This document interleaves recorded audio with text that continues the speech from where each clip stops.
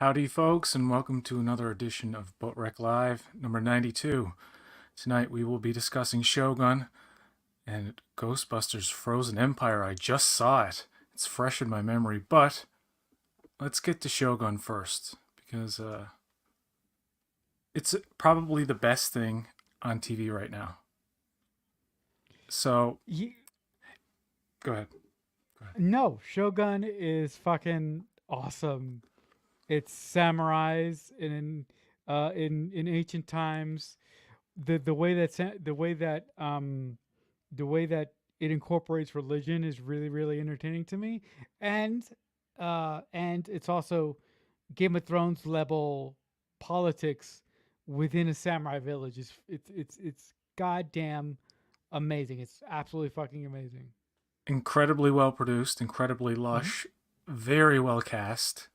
I know some people would say it's very well casted. I don't like saying that. I think people you always put ed at the end of cast a lot now. Like this person was casted, but the show is very well cast. Forgive me if I mess up these names because I'm not good at reading some foreign names. But this actor, from a lot of things, like he was Ronan, not Ronan. He was the Akuza in Endgame, I believe. Oh yeah, the one that Avengers Endgame. yeah, the one Hiroku that Hiroki Sanada, yeah. uh, one of the best actors in Hollywood. And then Anna Sawai. Sorry, I got to hear these names spoken first. But she was in a Monarch, which actually turned out to be a pretty good show. Yeah. Just had to get halfway through it to really get into it. And then there's this guy who plays John Blackthorne, Cosmo Jarvis, and instantly he was compared to this guy's the Tom Hardy type. He's very Tom So Hardy funny ish, stuff. and he does like if him and Tom Hardy were brothers, like paternal twins. I mean, there's an age difference, but they could play brothers in a movie. And you totally believe it. There's something goofy about him.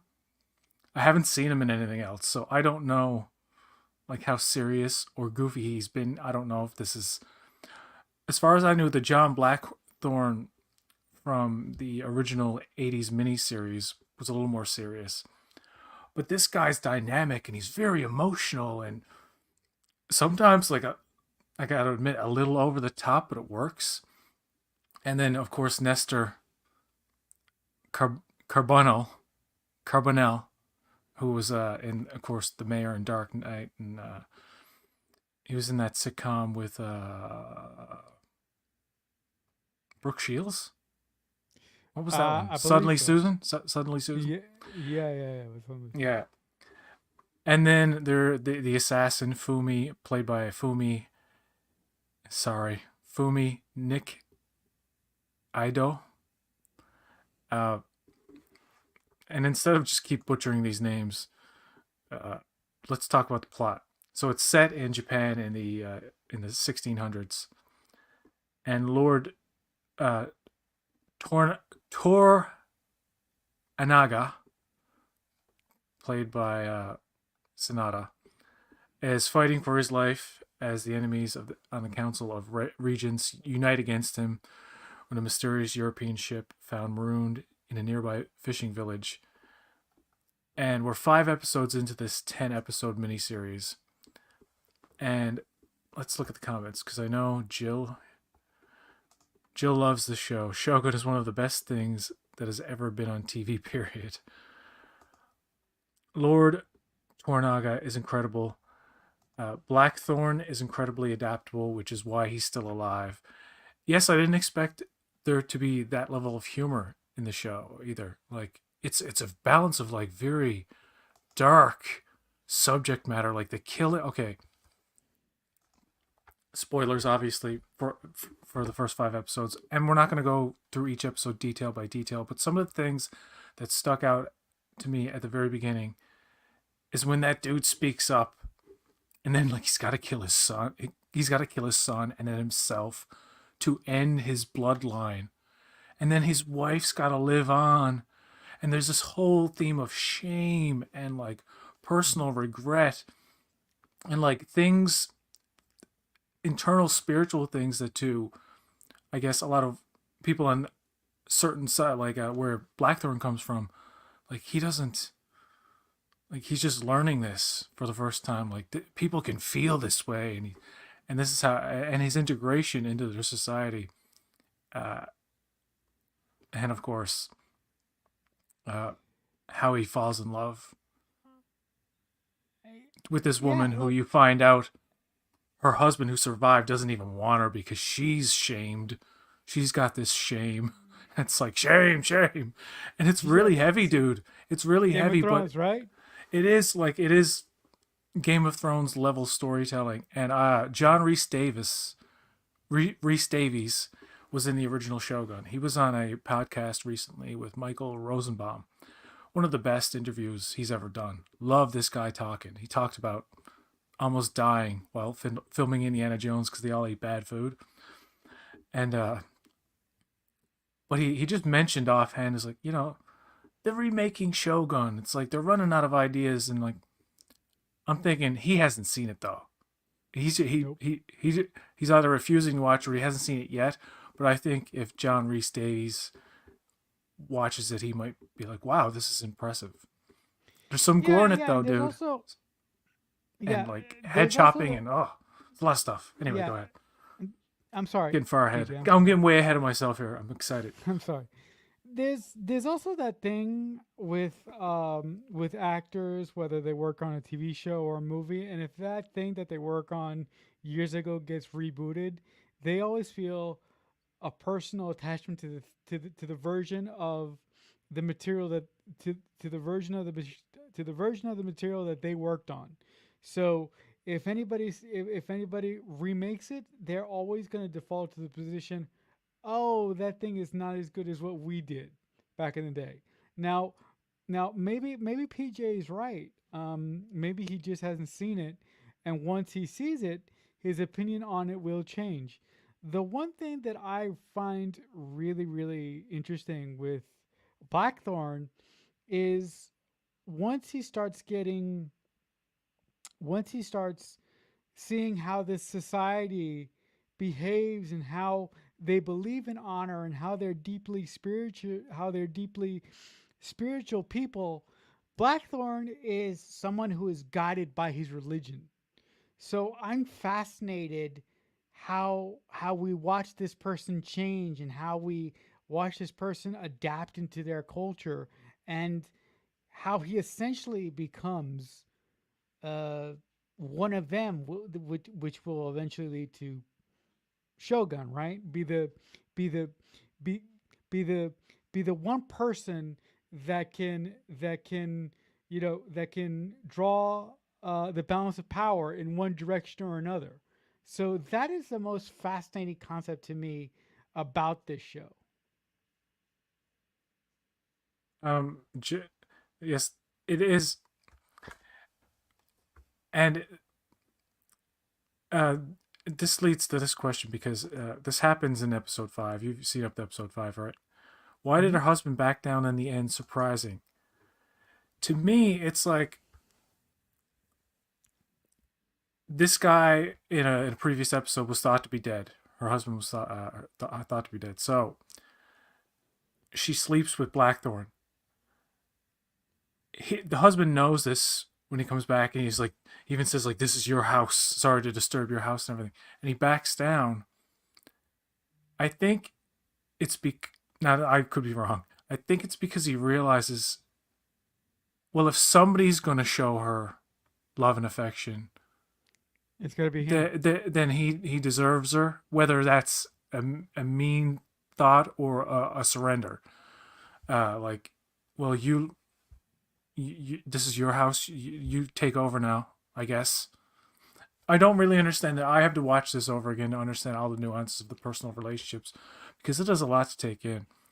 But one of the early aspects of it was Blackthorn observing how when they're shamed, they will kill themselves. Like that concept of just like gut in your like whoa. And when he's brought into when he's being transported from the first time, and I think it's in the first episode, and somebody's praying. They're doing some Christian praying or whatever it is, some kind of religious thing that the samurai doesn't like, and he just turns around and chops the guy's head off very casually. And it's Yeah. like, oh shit, this is what this show is going to be graphic like this. And then in episode 4, when they bring, I'm jumping all around, I'm sorry, but in That's episode okay, 4, when yeah. they bring in the cannons, and you're seeing humans and horses just disintegrate and guts, and it is. I was funny enough, I was eating and not Oh my expecting God, that, what the hell? and I had to put the food away. I was like, oh, I didn't expect that, but I'm not offended by it. I mean, it's if the and then in episode 5, my God, these visual effects with the earthquake and the landslide. Like if you watch this in 4K, dude, it's like wow, you can really tell like there's detail in these effects, and it's epic. It really is. Mhm. Yeah, no. You mentioned the quick scene when one guy got his head chopped off because he doesn't have the same religious beliefs as the other guy did. I'm sorry, guys, I don't know names, and I will explain that in a minute. But I really like the fact that that John Blackthorne identifies himself as a Protestant, and I believe the other sect of people are Catholics. So I really like that um, that dynamic, and it seems that all the tribes in Japan or wherever this story is being set. Again, guys, I will explain why I'm so being so vague and I'm jumping all around here. But I really like the way that this show handles how these people are honorable and how these people are emotional, but all of their emotions and all their honor is based around the religion that they follow, whether it's Catholic or whether it's Protestant. It's primarily Catholic, but I really love how their religion sort of informs their behavior. Um, but here's the thing that is really difficult for me as a disabled individual. It's very, very hard for me to read subtitles fast like a normal person would. And one thing that I've discovered with Shogun is if you go on American Hulu, they do have an option to have a narrator explain to you what's happening on screen while actually reading the Japanese subtitles. But the problem with that is whoever made this function with Hulu, you have the narrator under, you have the narrator explaining what's happening for the deaf people who want to watch Shogun, but they didn't remove the the the um the uh the the the Japanese dialogue. So it's very, very difficult for me to actually understand what is happening in the show. The only other way that I could do it, and I've done this with other movies that I really care about that are subtitled, is I go frame by frame in a movie, reading every single subtitle on in the film to get a really good grasp on the story, and then I watch the movie over again without paying attention to the subtitles because I know what the story is because I watched the movie frame by frame. But that's just really taxing. I don't know if any other disabled individuals have that. I don't know if any. Uh, I don't know if anybody at Hulu is aware that I would really appreciate a completely dubbed version of Shogun in the future. That would be nice for the disabled people in the crowd. I have to address this comment because it was my impression that whenever you hear English in the show, it's Portuguese or English. Yeah, well, to They're I like Anjin, well, Blackthorn, they call him Anjin. I'm just gonna call him Anjin. It's easier to say. It means pilot. Um, the pilot. I thought it was a combination, and there was a dubbed version. Hmm. Oh, Well, where? check the. I'm gonna look on Disney Plus right now. I'm here in Canada. I'm gonna check this out,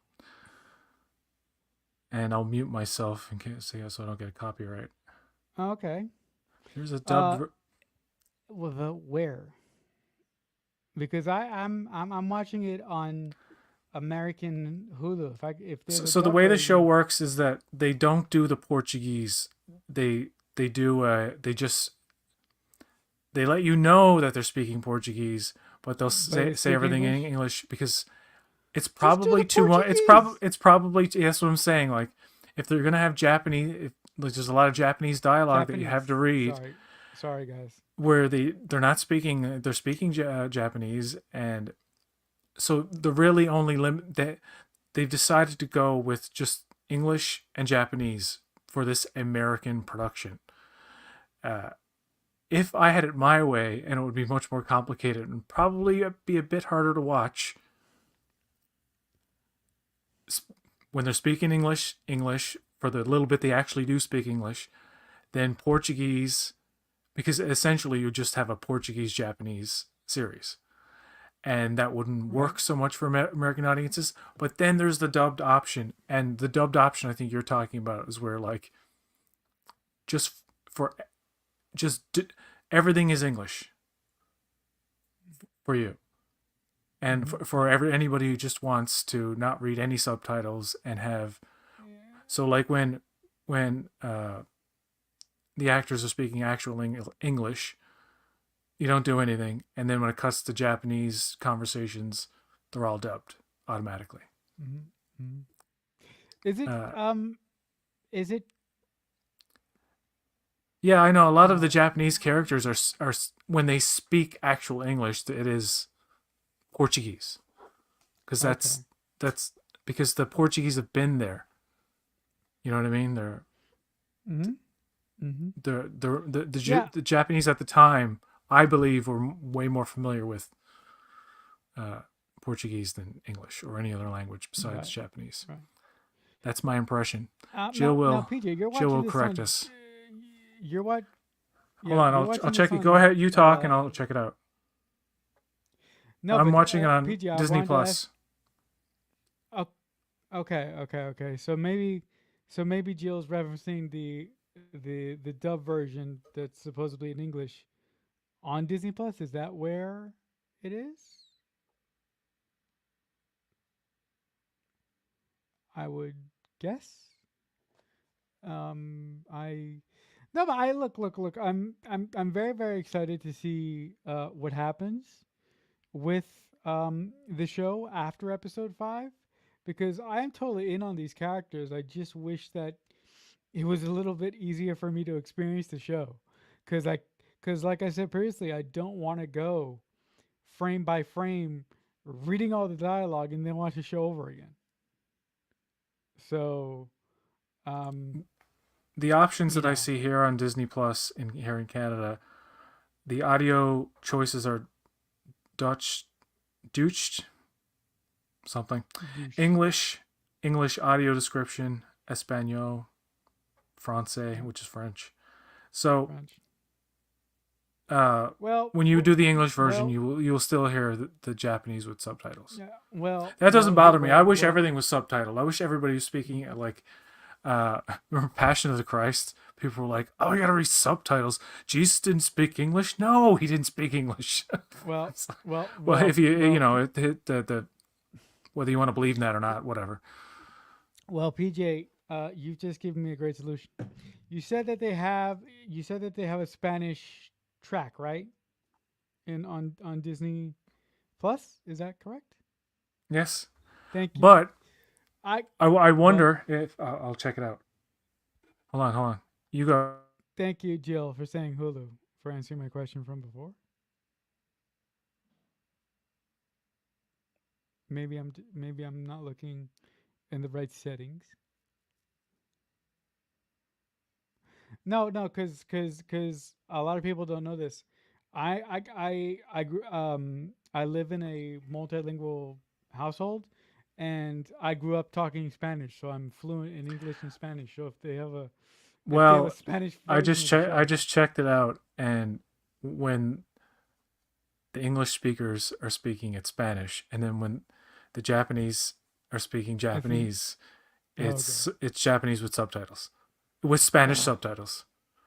okay, I don't know. You know what? You know what? But You you know can what? change that too. You can Yeah, have one language with a whole different language and subtitle. You can do anything. yeah, But what you actually want to do, have it all baseline. I get it. Yeah. yeah, yeah. You know what I have to do? I have to, and I'm not gonna tell you guys how to do this, but I have to get my hands on all these episodes, and I have to physically strip the audio from these episodes and only have the audio that I want in these episodes. Like, I have to do some MacGyvering with the audio, but I have to get my hands on the episodes. Um, when this series is done, we'll have a more detailed. I'll learn how to pronounce everyone's names. Yeah, yeah. And I'm sorry, guys, for talking about the technical side of That's like the things. Star Trek world. The Star Trek world has some dudes in there with some hard names like Olatunde Osusamni or Yeah, Babs oh, yeah, Olomosankun. Babs. Yeah, I don't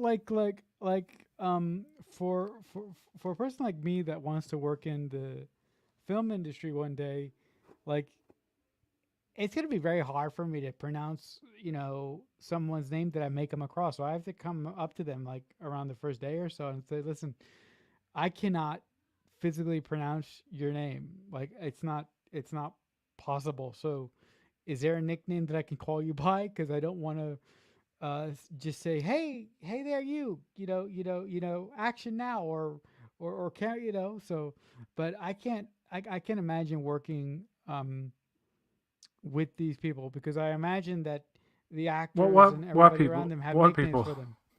No, that no, no, the with crew members that have difficult names, like I imagine that these actors have nicknames for them because I'm like, how? No, you gotta see the key is you can pronounce any name, no matter Yeah. how difficult it may seem to be pronounced. If you You just just have to hear hear it, it. you have to hear it from Yeah. the person. I was watching Seinfeld, and Elaine runs into a friend of a friend, and this is my friend Ian, and she goes, "Oh hi, Ian," and he goes, "No, Ian." Oh my god. I had a friend named Peter Panagakos, Peter, that's cool. and I thought that was the coolest name. It's a Greek last name, Panagakos. Panagakos. That's It's really not you cool. want to say you almost want to say it in a Spanish accent, but it's Greek. Yeah, Panagakos. Panagakos. Uh, That's great. Yes, but Shogun is great, guys. Watch People it, mispronounce my last devour it. name, and it's What? so simple, and it drives at like everybody, and it's like, how was everybody missing my simple Irish last name? What is it? It's it's spelled Maher. Now, what would you Okay. say it is? Uh, yeah, my brain's not working right now. Mah. See, it's crazy. Yeah, It's so hard to do. How I know my brain's not working right now. I'm it's Mar, and Mar. Okay. everybody says Mayor or Maher. No, Mar. Everybody, Yeah, Mar. and all you have to say is, "Do you know this like comedian Bill Maher?" Oh yeah, I know Bill Maher. It's Mar. Yeah. It's spelled Bill. the exact same name. Okay. The same name, same way. But anyway, Okay. Hmm. well, where did we get into Oh yeah, because the I can't Yeah. pronounce.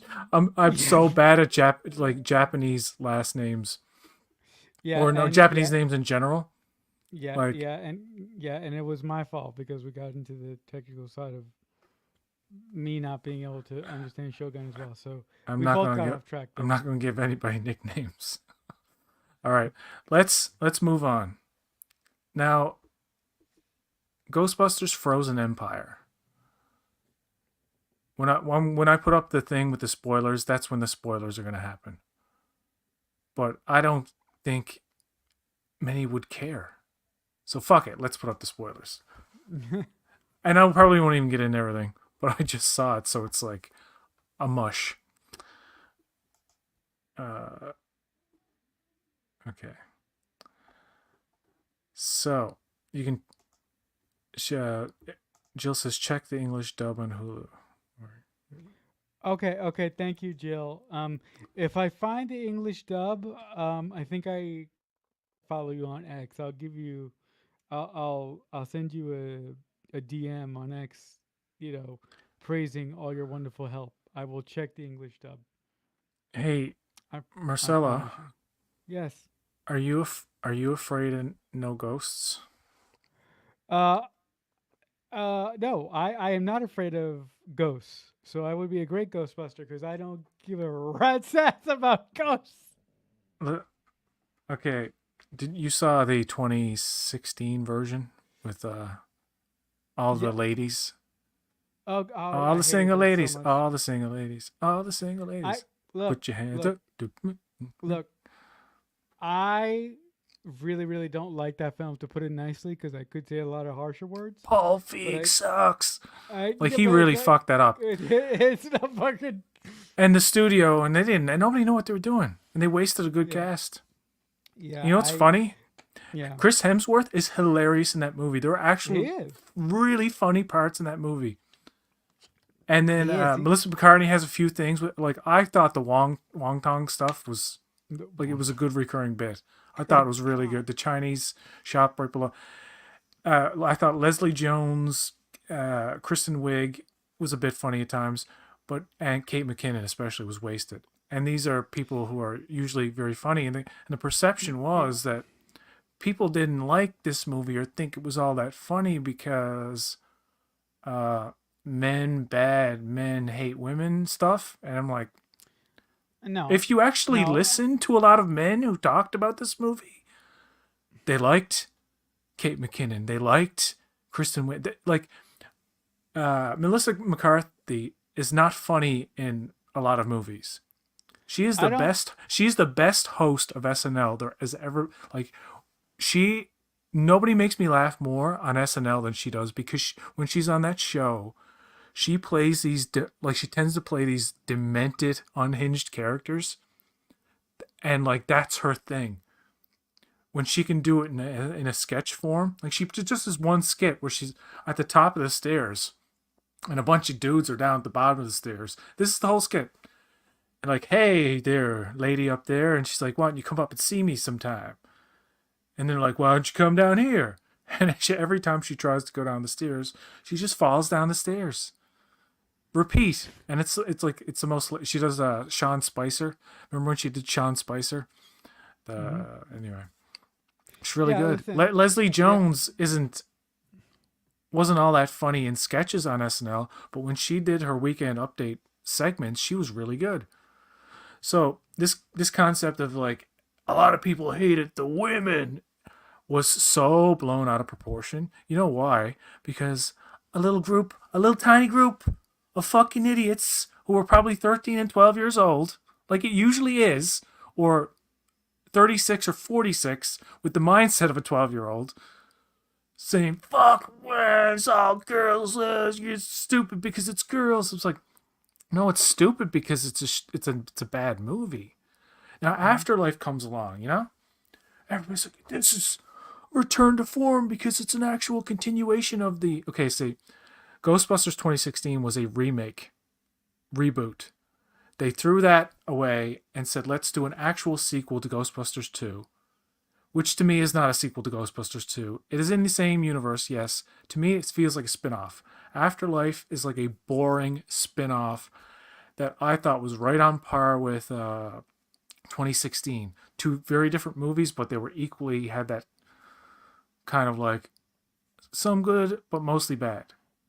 You know what I mean? Like it's they're on the same level with I me. view Afterlife as a right. Right. Successor. I view Afterlife as a spiritual successor to to the original set of Ghostbusters films, which there are only two. Mm. But yeah, look. I really liked Afterlife, but that's largely because I grew up with the Ghostbusters, and I knew how. Fu- can I I can curse on here, right? No, no, no. Yes, yes, of course. Boo. All right, thank you.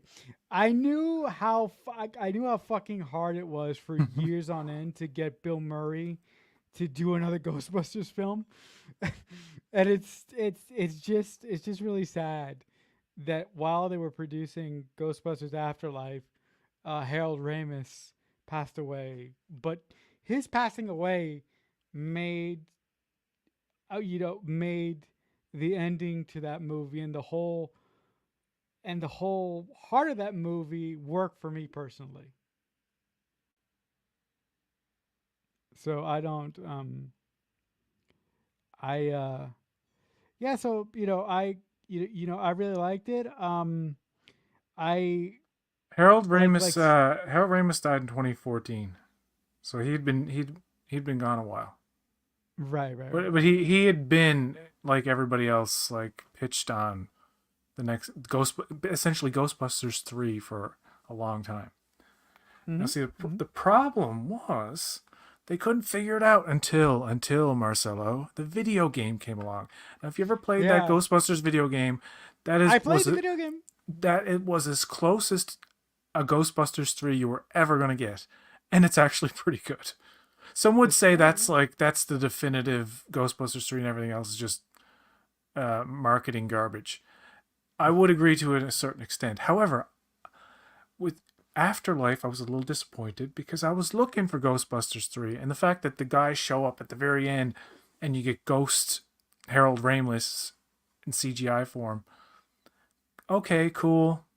It didn't like save the movie for me, but at least I got saw the gang back together. He's helping his granddaughter and all that, and Yeah. Grace McKenna is one of the best actresses like ever. You know, she's really good. She's in Young Sheldon and The Handmaid's Tale. Uh, sh- and this is why I think.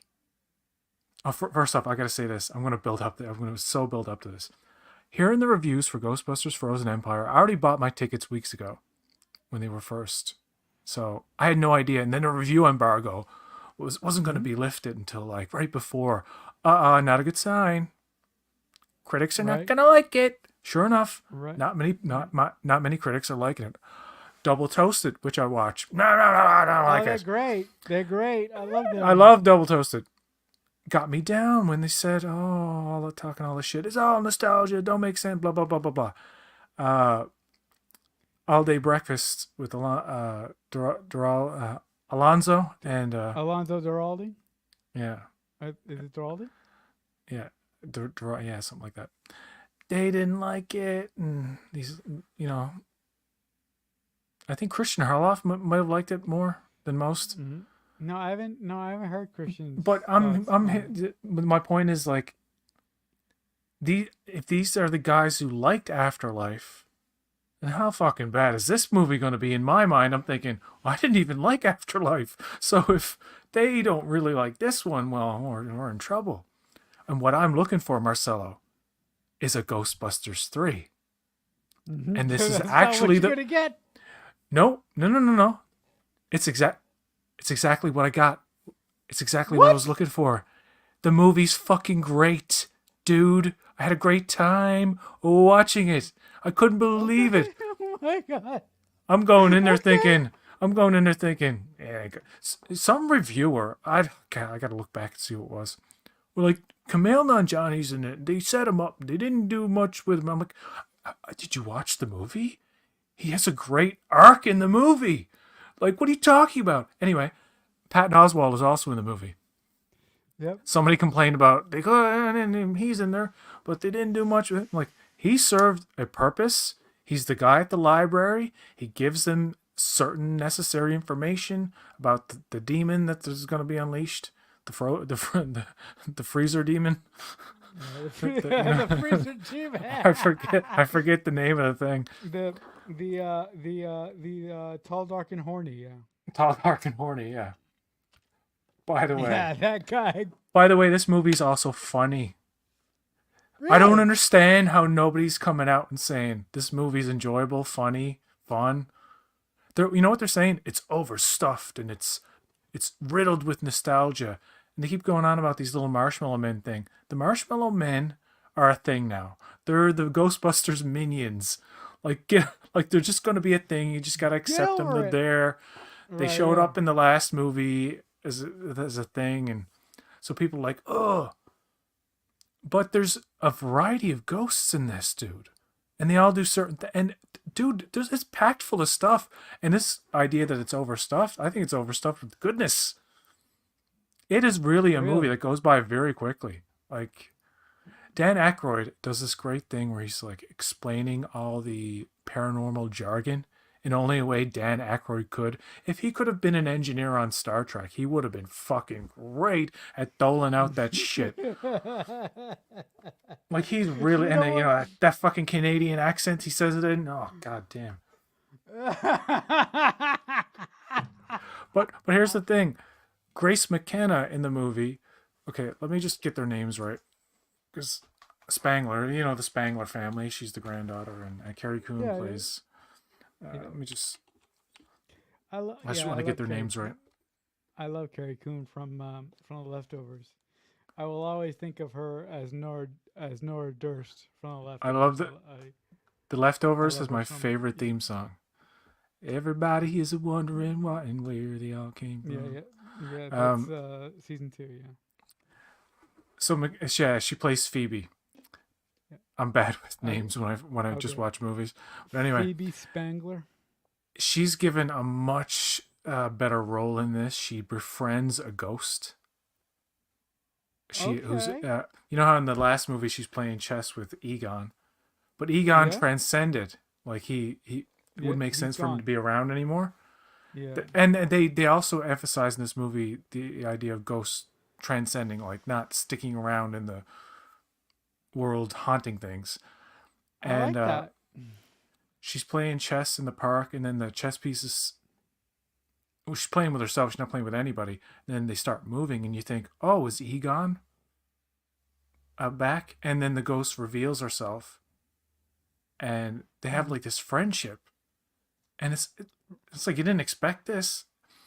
But then the cool thing about this evil spirit is before it's unleashed, it's kind of like disrupted, so it can like communicate with the ghosts and kind Mhm. of tell them what to do and stuff. And he's like the devil almost. And this ghost friend of Phoebe's, he's like using her against Phoebe, and it's like kind of heartbreaking because you know. But the fact that they're in the firehouse is Right. so awesome. And Dickless is the Mhm. mayor, Tickles. and How so does that? How does that guy still like be able to have that job, Tickles? his name is Walter Peck. He's from the first movie, right? Yeah, Uh, Walter Peck.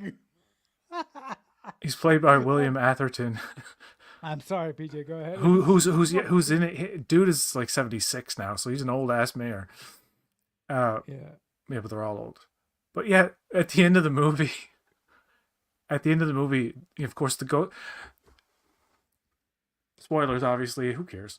At the end of the movie, when the day is saved, and they come out of the firehouse, and it's the typical end of a Ghostbusters movie where the crowd's cheering them on, and the bad guy's Yeah. like, "No, you did all this damage," and blah blah blah, and the mayor's like wants to arrest him, and then Okay. everybody speaks up and says, Phoebe saved this city, because this whole thing about Phoebe, she's a minor and she's not supposed to be doing this dangerous ghost busting work, so she has to Yeah. be sidelined and pretty much fired from what she loves doing, and she actually saves the day in the end or whatever, right? Uh, Okay. so when the mayor starts like being a dick about it, somebody in the crowd's like, "Lighten up, Dickless," or something like that, and it got a big laugh in the theater. And it's like, the movie was enjoyable, and there were a lot. Camille Uh, Najani is good in it. See, the thing is, uh, the orb which contains this demon came from Kumail's character. okay. What's his character's name? Uh, Nadim. So Nadim's grandmother and ancestral line were the protectors of this evil. They kept this thing contained, right?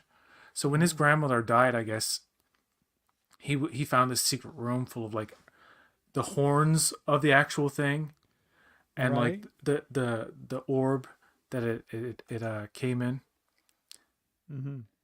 and so he brings it to Ray Spangler, right? Mm-hmm. And Ray uses the uh, EKG meter on it, and it Yeah. and it creates this like eruption, and it kind of breaks it. But then uh, Winston has this paranormal research facility where they can separate uh, the entity from the object. So if Oh, something's that's really cool. possessed, they can separate it and contain it. And when they try to do it with this thing, all hell breaks loose. And that leads up to the Interesting. climax of the movie. But Oh it wow. is a fun movie, dude. It is Wow. scary. It's That. intimidating and scary parts. It's it's not as good as Ghostbusters 1 and 2, Mhm. but it is the best one since then. And You know what? I don't know why people are shitting on it. It boggles my mind. You know what? You know what, PJ? That's why I tend not to listen to reviewers until after I watch a film that I'm It would curious. equally boggle my mind to come out of it, not see the Rotten Tomato score or what. I'm sure there are people out there liking it. Sure, I think Yeah, word of yeah, yeah. mouth is going to spread on this. I think people are Really? going to audience scores are going to go up on this. I think, and it's going to be one of those things that is divisive between the critics and the audience. Yeah, yeah, yeah. No, but I mean, look, I mean, as I'm sitting here, I'm like, shit. I think he just sold me on going to see this movie. So, um, who knows? The next time we chat, I may tell you just in passing that, hey, I saw Ghostbusters. Was it Fallen Empire, Frozen Empire, and you were right. The movie's a whole lot of fun. And people about it's beating you over the head with nostalgia. That comes from they're in the firehouse. It's recognizable things. Slimer pops up for no apparent reason a couple of times. The little marshmallow minions. People are annoyed with Yeah. them. Hmm. I'm over that. Uh, there's no terror dogs or anything like that. But um, the fact that Bill Murray comes back, and I love that. Yeah. That's what I'm waiting for. And there's a lot of Ghostbusters at the end. It's like a bunch of them. Okay. And it's Okay. okay. The people are like, it's overstuffed. I'm like, actually, in the Ah. context of the story, you needed that many of them to fend off this thing because this was the most powerful entity that they faced. And they had to like redo their equipment and like tweak stuff. And Right. there is a scene where they go to the old library from the first movie, right? And who does Ray run into but the librarian? And she goes, Oh, that's shh. And then she comes, it's in the that's cool. trailer, but it's like, it's stuff like that that's in there for no Good apparent reason. reason, just to be a callback that people That's are like, pissing this people off. ruins the movie. I'm like, it doesn't though. I'm buying into it. I see, Okay. member berries can be good or bad. Right.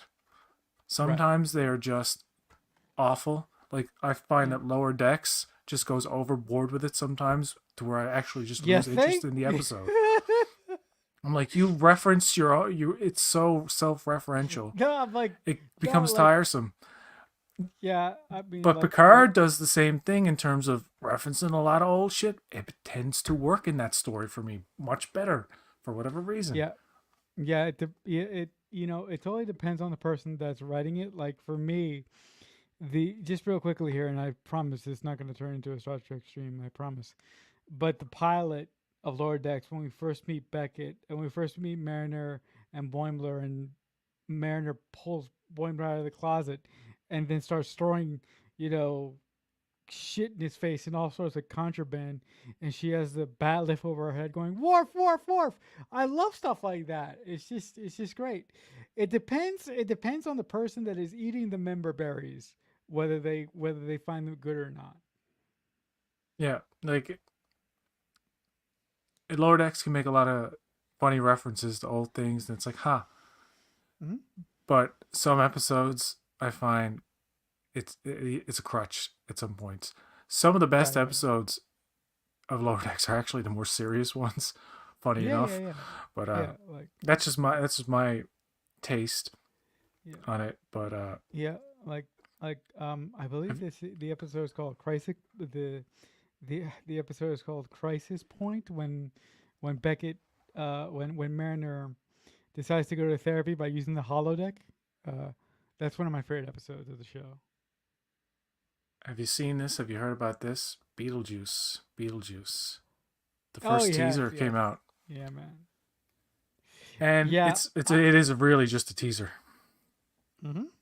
It just Yeah. Well, shows. Yeah, go ahead. no, I'm sorry, PJ. I grew up with Beetlejuice, so when I saw this teaser pop up, it was so much nostalgia. I'm like, oh my god, she's going across the bridge. You know, Winona Ryder is one of the few actor or actresses that I actually give a shit about. So to see her play a role that she played when I was a kid, Winona Ryder is, for me, she gets, you know, more beautiful the older she gets. But it's just really cool being back in this world, and and Tell me a the story, end of the Marcella. Tell me a story about when you first saw Beetlejuice and what you thought of it as a kid. Because we all saw it when we were young, right? okay. I I like I was a kid that saw Beetlejuice on TV, and it was like edited for content, and like some of the like harder jokes that Beetlejuice makes, like the scene with the sex club, or when he's walking into the sex club that he made, isn't in the version that I saw. So when I could experience Beetlejuice in its full glory was later on in life on VHS, but when I was still a teenager, right, and when I was still growing up. But I used to love Beetlejuice so much that I used to watch it every Friday after school, along with the Star Wars special editions. Like I adore Beetlejuice, and and I adore Michael Keaton. It's so good. Beetlejuice, that movie holds a special place in my heart because it is the first movie I ever remember in my life sitting down and watching with like my whole family, including aunts, uncles, grandparents, mother, father, sister, because Wow. we're going to my grandmother's. My grandmother passed away last year. Oh. It's almost been a year now, and it was just a weird thing. We're going to my grandmother's to watch this movie. Had no idea what it was. It was this big thing, and it was just so surreal watching. I'm like, what? And as the movie went on, I asked everybody, "What's this movie called?" And they all like Beetlejuice.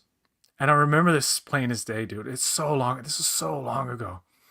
Like 35, 36 years. My God, I'm 40 now. I was like Yeah. 3 or 4 years old.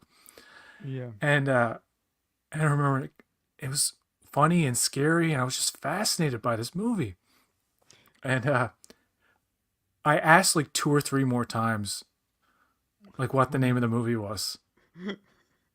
And I remember the last time they all shouted at me in unison, Beetlejuice!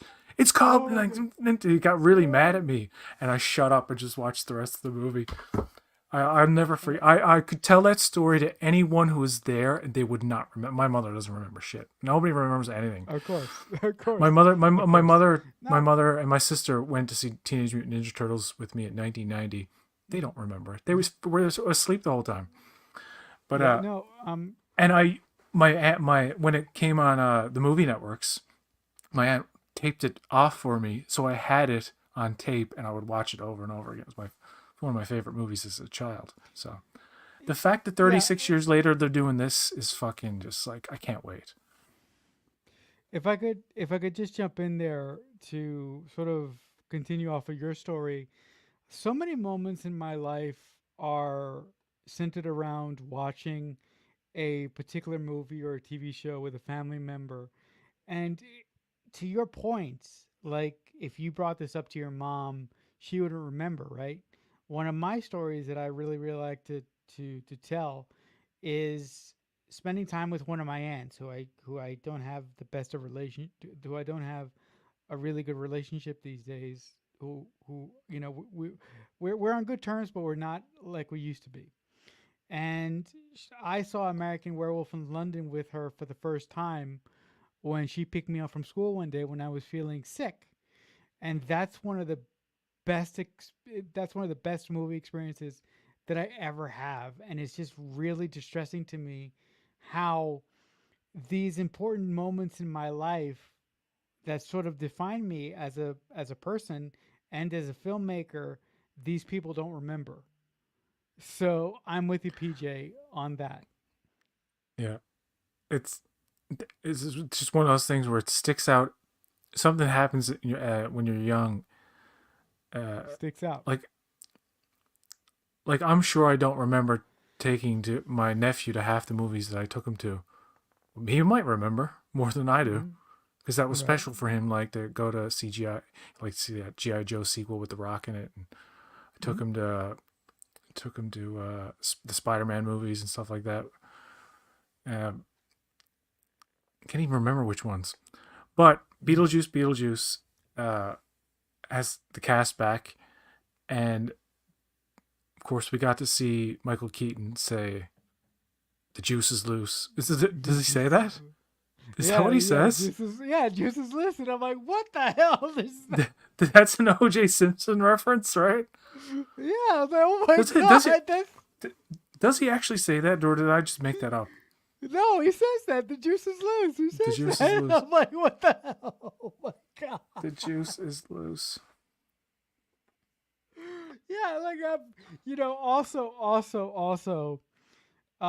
just a tip of the just for me as a writer, the people that wrote the screenplay for this movie is Alfred Goff and Miles Miller, and they are the showrunners slash creators of Wednesday that Oh, Tim Burton well, was yeah, an Tim executive. Burton's involved in that Yeah, too. Yeah. yeah, but they are special to me because they ran Smallville for the first 7 years. So and they're a writing duo. They do everything together. So having them do Beetlejuice 2 is another tip of the cap. It's another security blanket, if you were, because I really like them as writers. And Tim Burton said that he's not using CGI and Always going practical, huh? going Well, as practical and using stop motion again. nice, very So very that's very awesome. nice. Like he doesn't want to. I'm sure there'll be some form of digital effects, and Yeah, there's always hmm, digital yeah. effects in movies now. Whether they're, but uh, I guess a lot of it's going to be in camera. Mm. So Can you like I haven't actually looked at the actual cast list. I know why one person's not in it, which I don't want to talk about. oh, But the father, I'm yeah, because curious. he's Yeah, he yeah, we don't want to sex talk about it. offender, sex offender. So Well, yeah, he's not going to there be you go. there. Not this day and He's age. not gonna he's not gonna be there. But I was wondering, do you well this movie's already been shot. It's been in the can for a while, but do you think did Alec Baldwin is like going to be given like a mention or a cameo maybe? Not a cameo because he's in some hot water as well. But Ah, I don't know. I don't think Gina Davis and Alec Baldwin are involved in this in any way. And the funeral, I think okay, the funeral that they're going to at the beginning is the father yeah, from the first movie. it's yeah, it's for the fathers. Okay, Maybe. yeah, no, I mean, it was just a question. Also, uh, a really really good memory that I have as a kid watching Beetlejuice many times, and this sort of hinted at the way my dark personality was going to take hold when the dog sort of like I believe he jumps into the river in the he jumps into the water on that short bridge where Gina Davis and Alec Baldwin drown. I don't give a shit about dogs. I still I don't give a shit about dogs back then. I don't care now.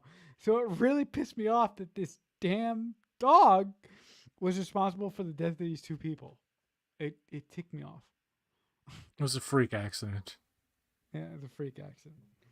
It What can was you a do? freak accident. It was a goddamn dog. I played the dog. But whatever. Uh, it the original was a PG movie, right? Um, Uh, yeah. it yeah, it was PG, and there's a part in it where he grabs his crotch and goes, "Nice fucking model," Yeah. and I found that was like, Mm. The kids would MPAA say got that. Kids would say that from the movie, like, nice fucking model," like. yeah. The MPAA has definitely changed. Because now in a PG movie you can't say that. In a PG-13 movie, you're given one fuck and that's it. But There if was you a go over, Canadian movie called Young Triffy, directed by an actress named Mary Walsh. Terrible movie, terrible, like really awful movie. Anyway, it was rated PG in Canada. PG in Canada. It has big old titties flopping around in one scene, like they're like topless, and she's running, and it's like what? Flopping titties in a PG movie? There's fuck. what the hell? There's things in it I won't even say. I'm like, it is the most egregious rating I've ever seen for such a What's the name of the smutty movie film. again? It's called Young Triffy. I don't know if you can ever find it. Young Triffy? I hope it's been buried. Okay. There's a whole subplot with a bad priest. That's all I'll say. And I'm like, what is this Ooh. doing in a movie? What the What is hell? this doing in a movie that's rated PG? What's happening? Fuck. I don't know. There's a show called Corner Gas. I don't know if you've ever heard of it, but one of the No. actors in Corner Gas is in it. Some Canadian show. I actually know a guy. I know a guy who's passed away a few weeks ago, who was Oh, in the I'm movie. sorry. Rick Boland. Geez, Oh, I saw him like a couple of months ago. He didn't look too well. I didn't even know. I'm sorry. But Were you? he's been in a lot of Canadian movies that are just like weird, and Stuff? just take the kind of job you can Mm-hmm. get. But Right. No, I have mean, you watched X-Men the '97? MPAA. Just a quick word on. Yeah, Oh yeah, the yeah. MPAA. Act, can I just say one quick word about the MPAA? Then we can move to X-Men '97. Yes. MPAA. Yes. Okay. Go ahead. So the MPAA. Thank you. Sorry. The MPAA has like changed over the years because I can remember watching Jaws in 74, the original Jaws, You directed by Steven watched Spielberg. You watched Jaws in '74. How old are you? No, I wasn't alive in 74, but PJ, I'm Are you immortal. I 50? don't die. 50 plus? No. Yeah. I'm immortal. I don't die. I drink from the same river of blood that Keanu Reeves drinks from. No, but so Jaws, in that movie, there's people eaten by sharks in a very violent way. Quinn dies in the most violent death I've ever seen in a Spielberg movie. And that movie is PG. So the Well, it was really MPAA, Raiders of the Lost Ark where they said we got to make another kind of thing. yeah, and Spielberg spearheaded that, if I'm not mistaken, as well. Have you watched the first two episodes of X-Men '97? Yes, I have. Well, let's talk And about it it. is really, really good.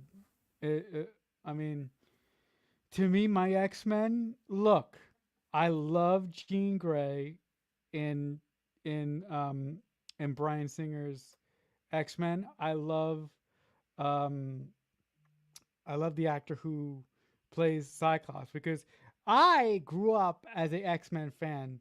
For me, I identify with the X-Men because I was disabled, and the way that they handle Cyclops in the X-Men movies, despite him being my favorite character, pissed me the fuck off because I'm like, you guys, why the Cyclops, because Cyclops comes off in the films. Again, this is not no fault of James Marsden, but Cyclops in the films comes off as a whiny bitch. And in X-Men 97, he's like, oh, this is who Cyclops is. Cyclops is the man. And the brilliant thing that X-Men 97 does, as well as the original series uh, did as well, is they make Wolverine a part of the team. He's just like everybody else. So I really, really enjoy that. I like. I Yeah. cannot tell you how happy I was to see Cyclops be done right. In in the beginning of the X-Men 90 series, it's Jubilee that's introduced to the group, kind of like, but they in the movies they did it like where Wolverine is the one that's discovered. Jubilee's not even in the Yeah. movie. Hmm. And I haven't seen the whole series. I watched the beginning and the end, right? Just to prepare for 97. And the Okay. way I look at it is that X-Men 97 it's like the next episode of the show. Yeah. Hmm. It's just a couple of months later. They reference Trask and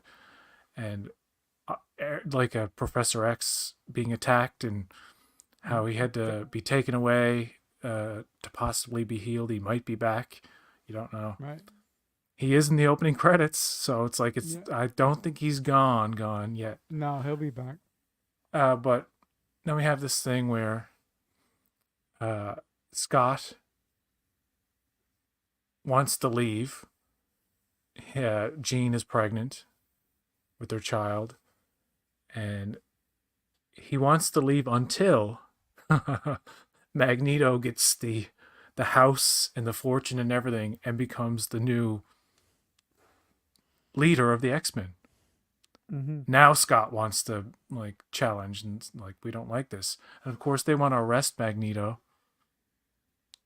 Right?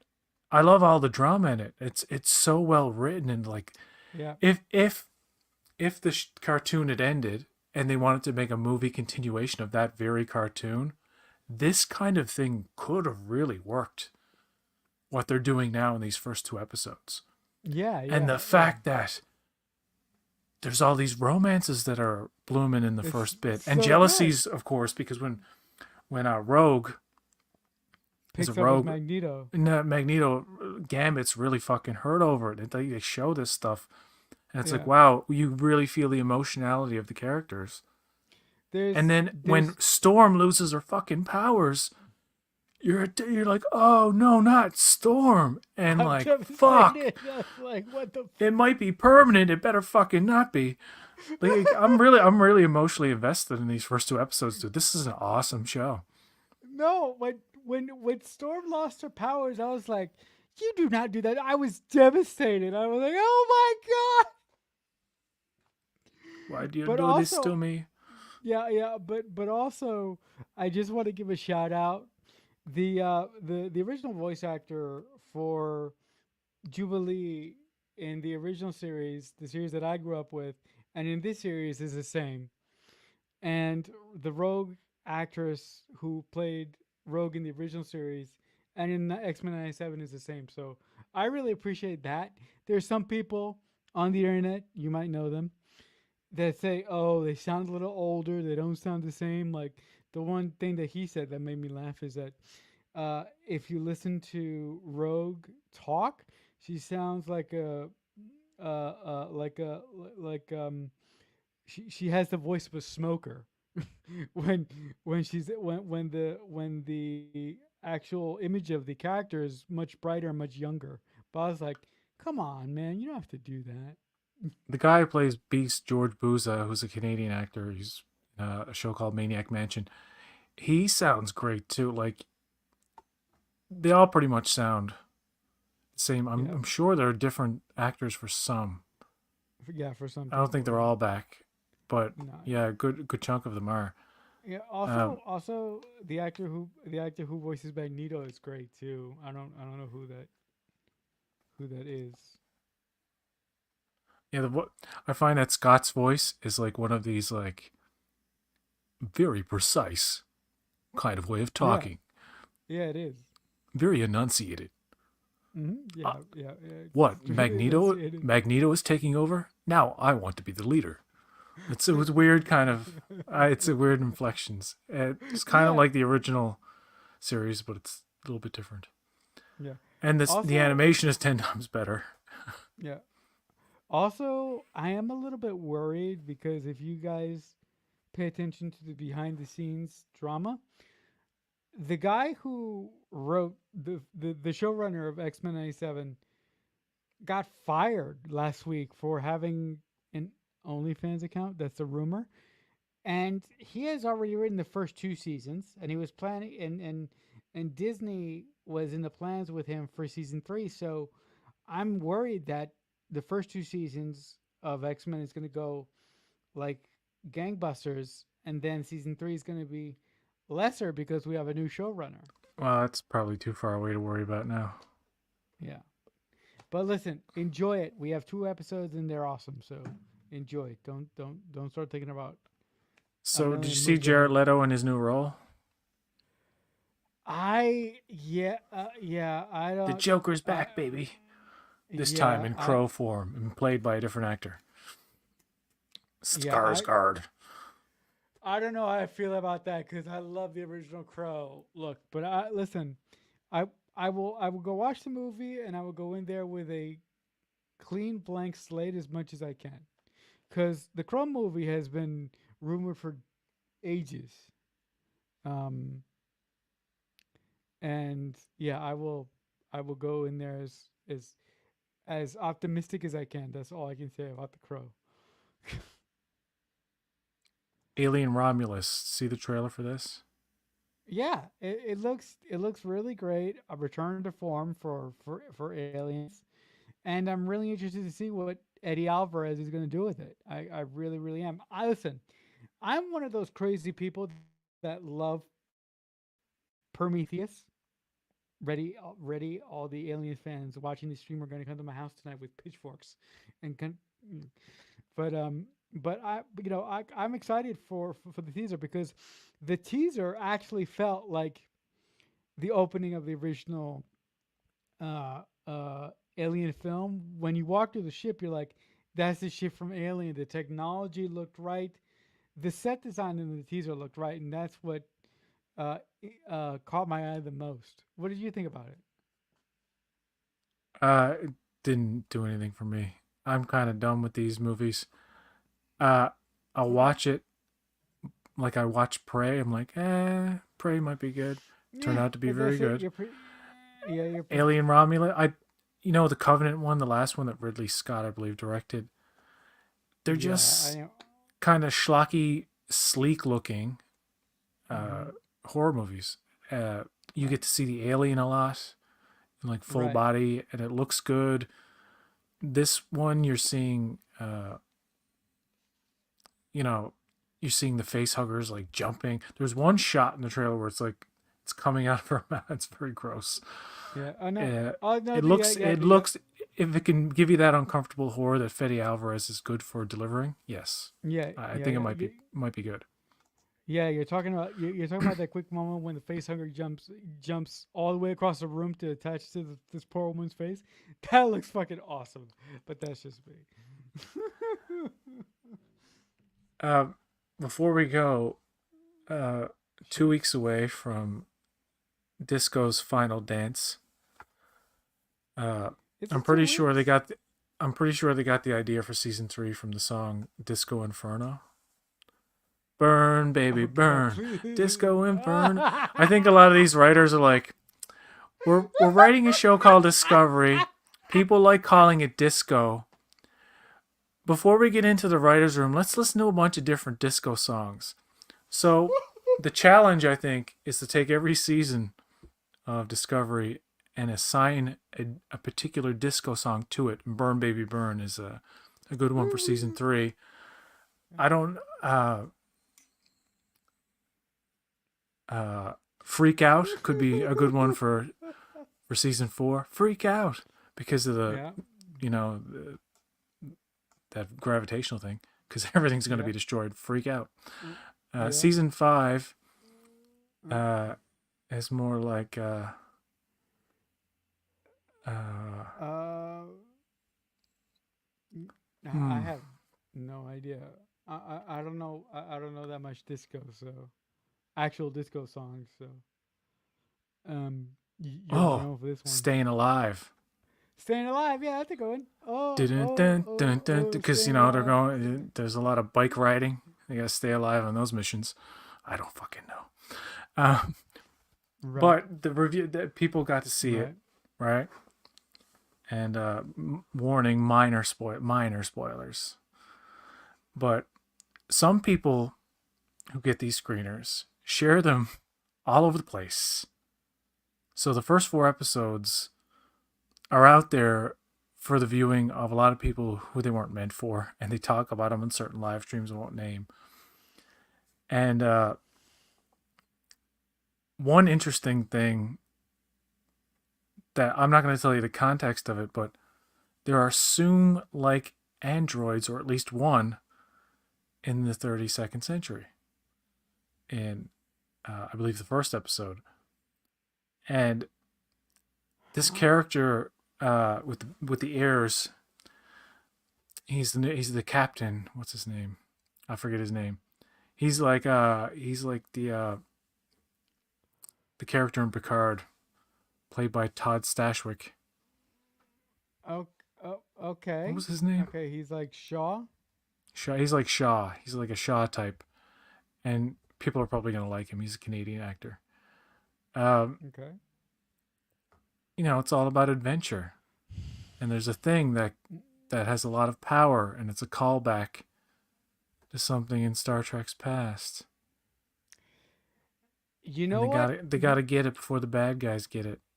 But it's not a You know. universe ending kind of deal. Oh, thank God. You know what? You know what the final season of Star Trek Discovery is for me? It's one big treasure hunt, and I just have, yo ho, it's the pirate's life for me. Keep playing around in my head because they're gonna go on a treasure hunt. The structure seems to be clue, important clue. Clue will lead us to this place. This episode happens. Thing, we gotta find it. It's gonna be the plot of Yeah. the last Skywalker. Is that what it's called? What was the last Star Wars movie? What was that called? Oh God, please. Was that called the Last Oh God, Skywalker? dude. I can't Yeah, even fucking please remember. don't trigger me Was it? like No, it was that. the Last Jedi. No, no, no. It's no, no. It's the Rise Rise of of Skywalker. Skywalker. Oh, fucking stupid name was that. Jesus. Anyway, it's going to be the it's going to be the Rise of Skywalker of Star Trek seasons. Why are you doing this? Why are It's you gonna doing it's this to me? Don't say that. I got. But I've heard praise about episode 4, like episode 4 being, because they want to, they want to leave it off at a good note when they give out the screeners. Right. And yeah, that's all I'll say about that. No, but I don't know if half no, these but people what they're saying about these episodes are even true.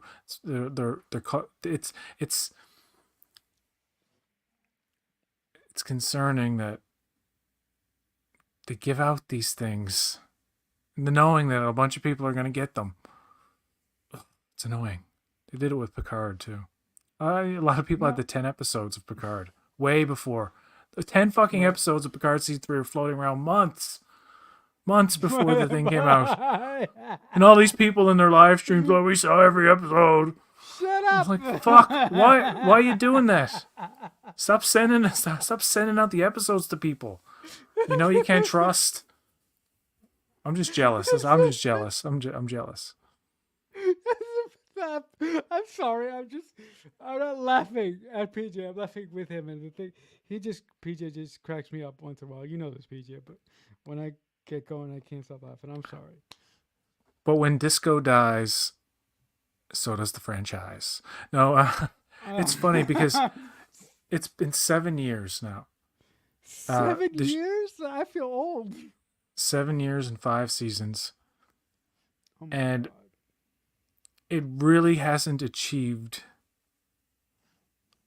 like a certain level of popularity that maybe they wanted to. I don't think it's watched enough, and I think it's too expensive for how many people actually watch You, it or subscribe to watch it. you know what? I was on a stream the other day with some other Star Trek fans, and they brought up a theory that's very interesting to me.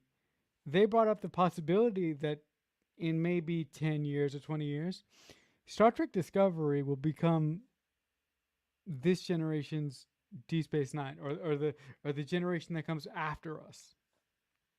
I've I've I've heard that. I've heard that too.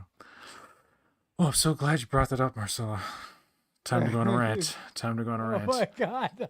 I'm sorry. Go, This reminds me of something that people have been doing for the last couple of years, especially since What? modern Kurtzman Trek has been about out Around? and about around.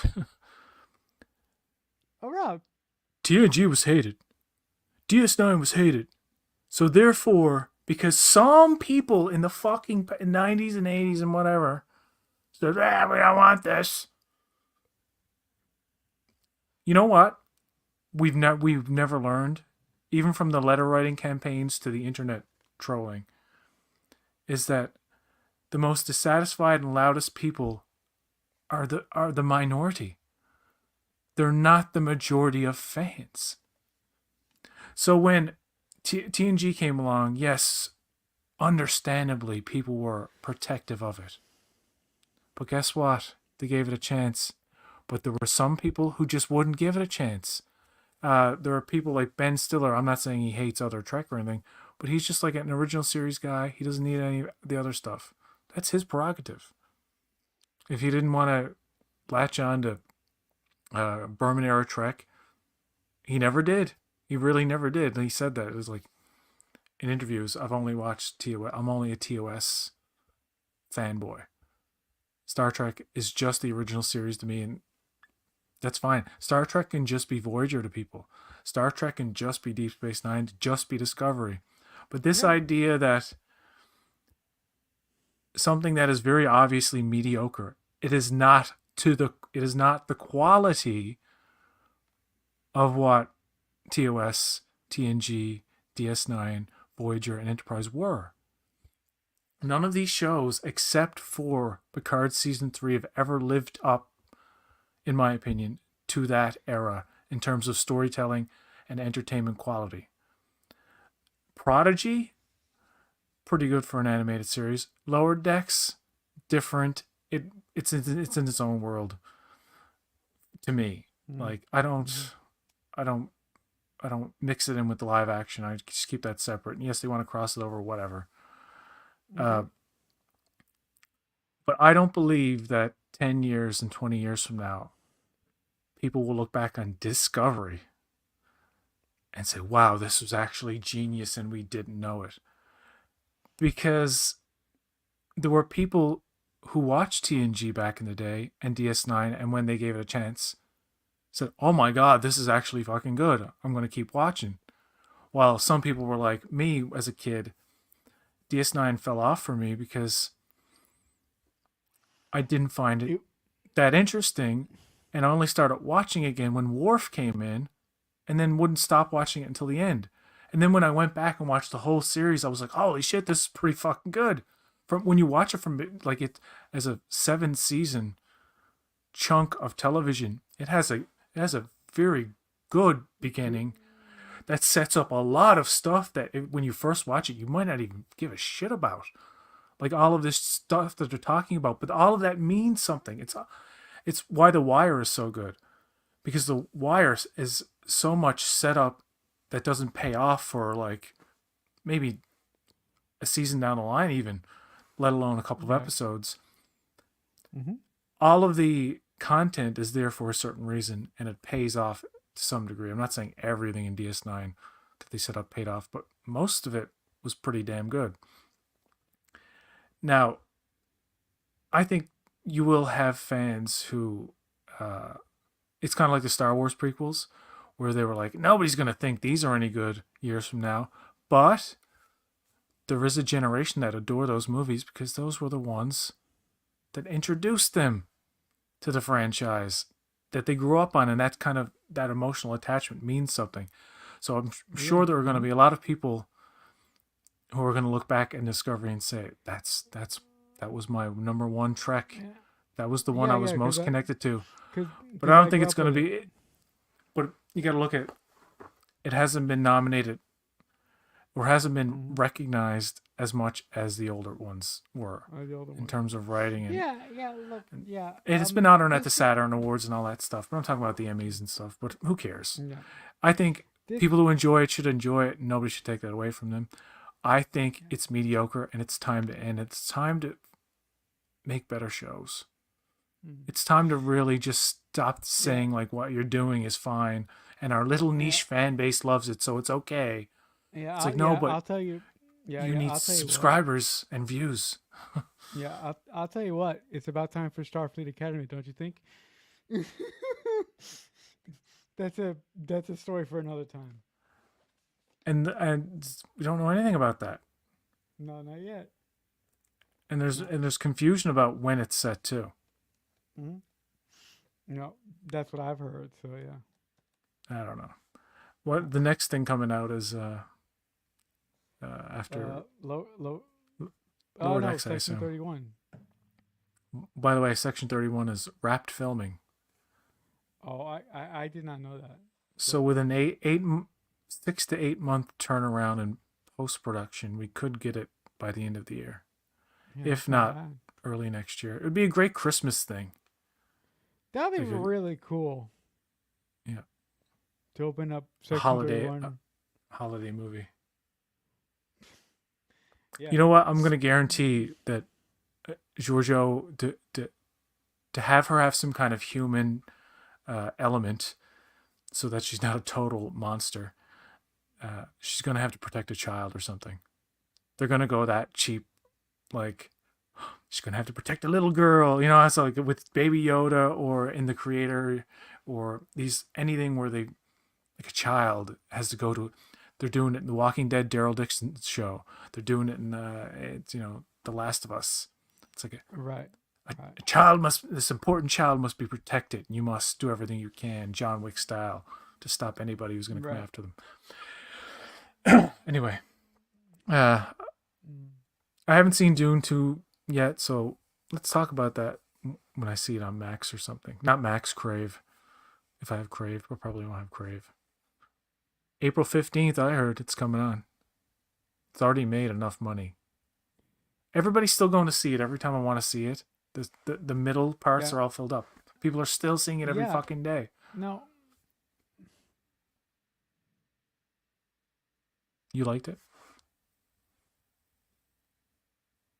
Yeah, no, Dune 2, yeah, yeah, Dune 2 is amazing. Because we're running short on time, I will say that it's amazing and you should go see it. And yeah, it's an experience. So if you can and if you're able to go see it in the theater, and if you don't see it, if you don't understand it the first time, go see it multiple times because it's a whole lot of fun. And hopefully I'll get I'll get to see it at some point. Hopefully I'll get Paramount Plus too when Yeah. Discovery comes, and we can talk about it Yeah, on well, your channel, yeah, which well, is well, Balloonhead Productions. yeah. Thank And what have you. you been doing over there lately? Thanks for the shout out, PJ. And yes, a lot of stuff. I've been cracking out watch alongs like I'm dying tomorrow. I have well, which I'm not. I have watch along series is I have watch along episodes for every episode of Buffy the Vampire Slayer season 1 and every episode of Dawson's Creek season 1. They're all not out yet, but they will all come out in the next couple of weeks.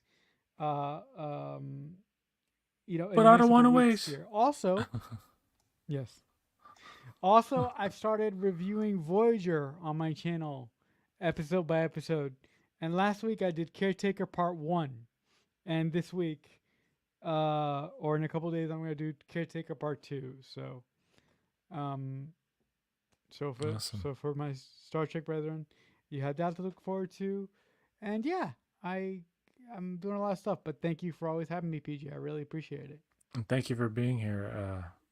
You're about the only one who will come on this channel. Yeah, I'm still here. You're the only one. I'm the only one.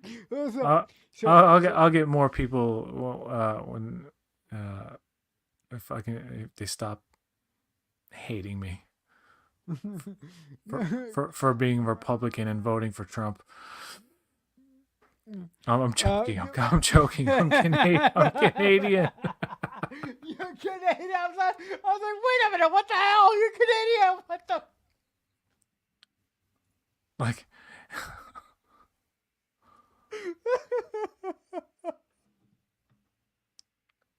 okay. I watched an episode of Bill Maher, and now I'm center left. No, I don't understand all this stuff. Left, right. Yeah, it's all crazy. It's all craziness, guys. It's all craziness. So much all right. madness. Thank you for being here, Marcelo, and until next time, live long and prosper.